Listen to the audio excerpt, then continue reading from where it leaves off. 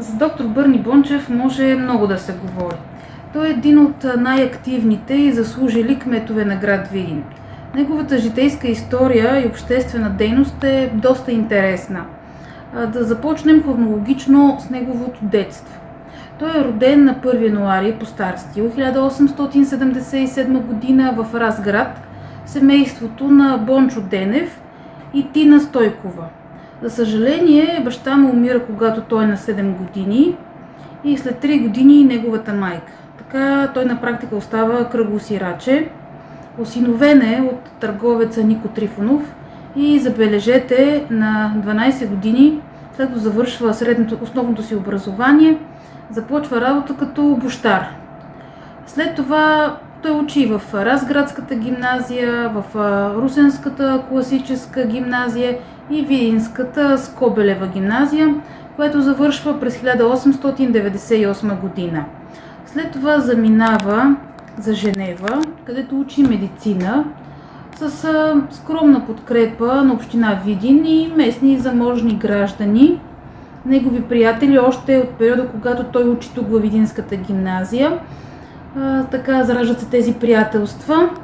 В Швейцария интересното е, че той става член на едно дружество турист-клуб Суист, благодарение на което обхожда и проучва цяла Швейцария, Германия, Франция и Италия. Завършва през 1904 година и се завръща в България, където отбива военната си служба. На следващата година пък е назначен вече в Скобелевата гимназия като гимназиален лекар. През тази година по негова инициатива се създава дружеството Здраве. Неговата насоченост е да предпази населението от заболявания и благоустройство и хигиенизиране на града. Видинската градска здравна служба и Видинската градска община привличат в своя полза това дружество Здраве, като за 3 години дружеството доста активна дейност проявява, като се залесяват улици, околностите, дренират се болатата, основава се трапезария за бедни деца, ремонтират се улици, започва така все по-масово събиране на уличната смет с тъй наречените галотки или двуколки.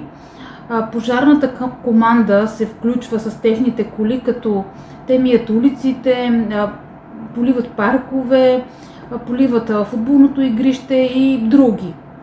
След това през 1907 година доктор Бърни Бончев записва в Швейцария втора специалност и завършва като зъболекар.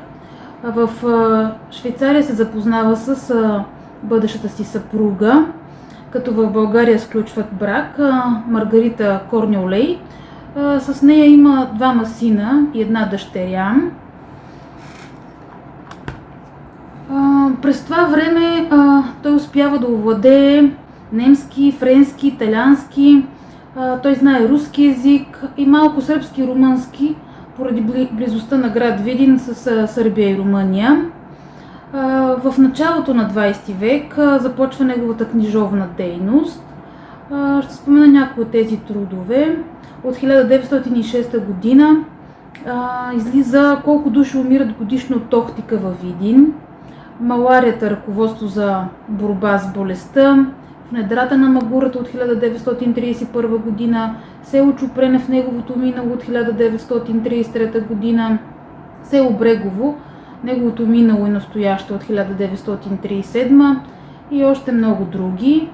По време на войните балканските и Първата световна война е старши полкови лекар, в последствие началник на дивизионния лазарет при болева болница. До 1920 година е училищен лекар в Скобелевата гимназия във Видин. През тази година той основава службата борба с маларията, като под негово ръководство, той е нейн ръководител до 1932 година. През този период, през 1925 година, се основава Комитета за културно повдигане на Видин, в който той участва. Един от учредителите на комитета е Той участва и в почти всички културно-просветни организации в града през този период. Почти всяка седмица изнася публични беседи.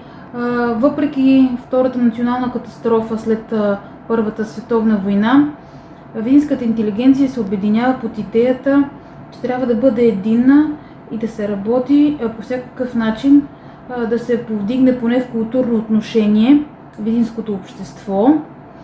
И малко след това, вече от 5 септември 1934 е кмет на град Видин до 12 декември 1938 година, когато той сам се оттегля с мотивите, че вече е на възраст и се чувства уморен и напрегнат така от работата в общината. Под негово ръководство градът е успял да се справи с някои свои вековни проблеми, свързани с хигиенизирането като цяло, благоустройството, водоснабдяването, електрифицирането и епидемиите от малария.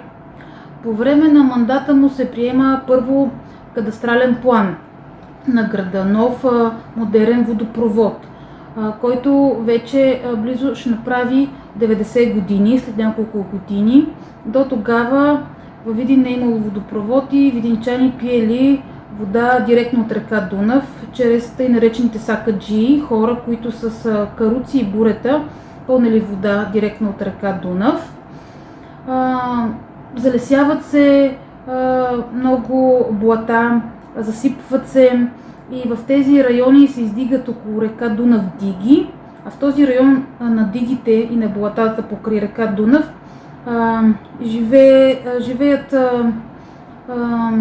живеят бедно население от етнос цигани и Бърни Бончев премества техните квартали в нов по-благоустроен квартал. Дълго време този квартал носи името Бончова махала на негово име. Сега вече се нарича квартал Нов път. По това време на неговото кметуване се довършва сградата на читалище Цвят.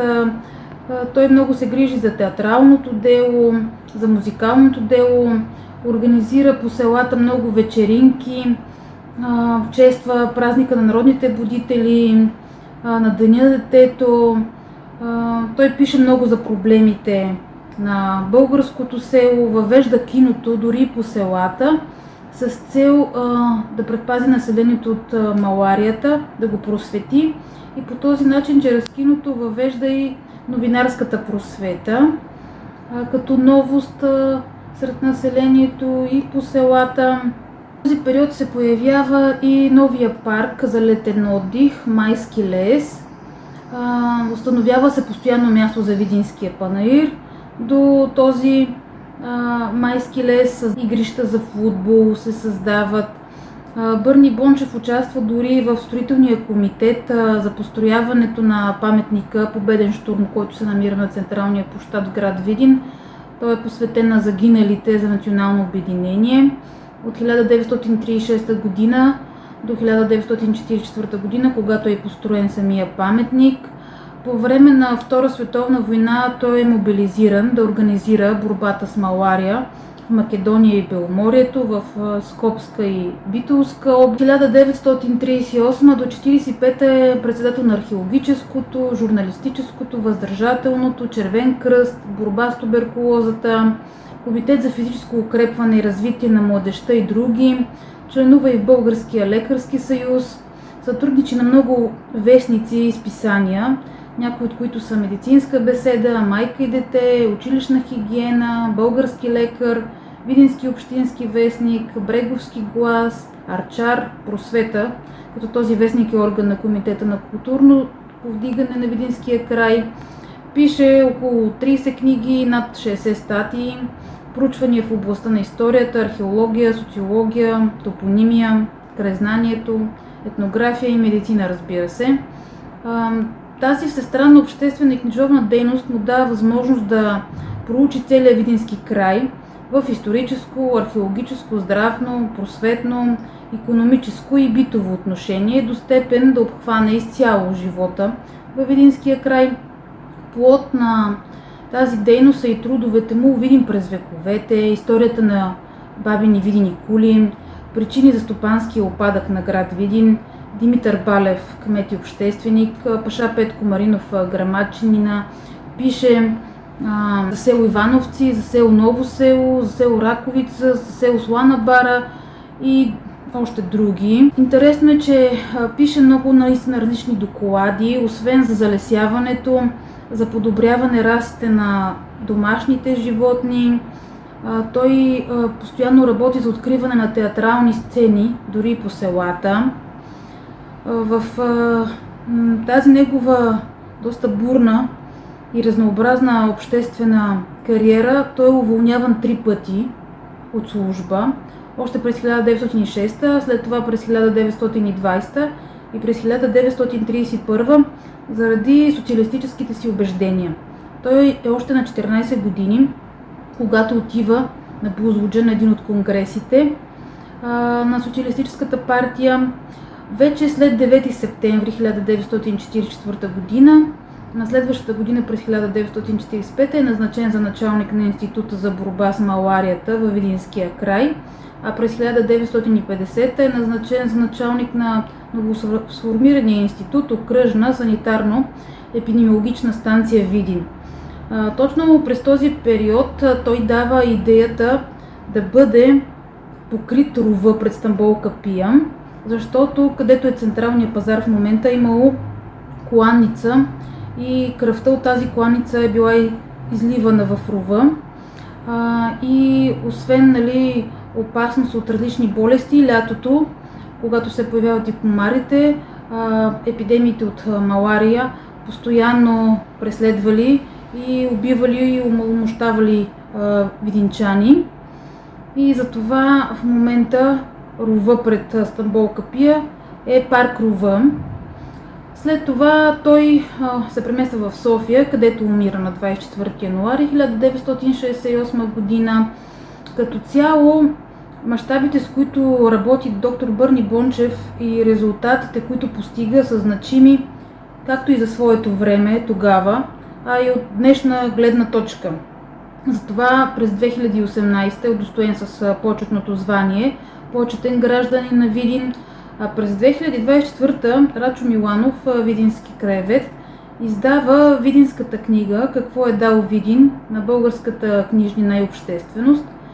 4 тома, събрани съчинения на доктор Бърни Бончев, едно от най-важните му произведения, като томовете може да закупят и в обектите на Регионален исторически музей, крепостта Баба Вида, музей Конака и музей Кръстата казарма.